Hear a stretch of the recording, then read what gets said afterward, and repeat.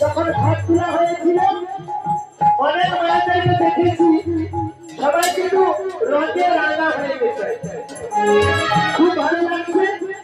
এখন তো ব্যাংকিং নেই, এখন শিক্ষক আছে, ওই শিক্ষকের কবিদের চরণে সবাই একটু আনন্দ করবো একসঙ্গে, সবাই নাচবো।